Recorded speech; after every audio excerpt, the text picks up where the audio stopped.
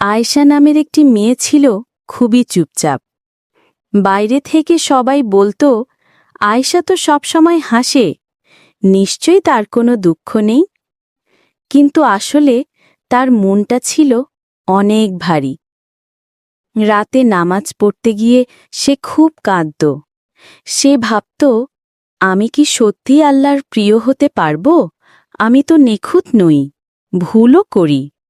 একদিন তার দাদি বললেন, মা, তুমি জানো আল্লাহ কাকে বেশি ভালোবাসেন? আয়েশা মাথা নাড়ল।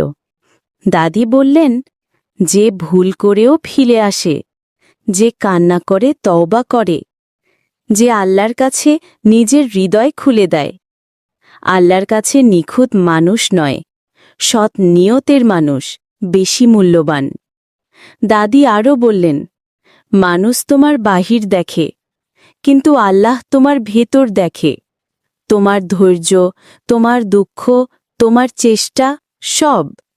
সেদিন রাতে আয়েশা মন খুলে দোয়া করল, হে আল্লাহ, আমাকে ঠিক করে দিন, আমার পথটা সহজ করে দিন, আমার মনটা শান্ত করে দিন।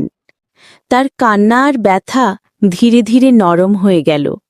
তার ভেতরে এক অদ্ভুত শান্তি নেমে এলো, যেন আল্লাহ তার হৃদয় নূর ঢেলে দিলেন। এরপর থেকে আয়েশা বুঝল, আল্লাহ তার দুঃখ জানেন, তার চেষ্টা সংগ্রামও জানেন। আর আল্লাহ সেই সব মানুষকে কখনো একা ছেড়ে দেন না, যারা তার দিকে ফিরে আসে। শেষে আয়েশা শান্ত গলায় বলে, আল্লাহ আমাকে দেখছেন, আমার চোখের পানি, আমার দুঃখ, আমার দোয়া, সবই তার কাছে মূল্যবান।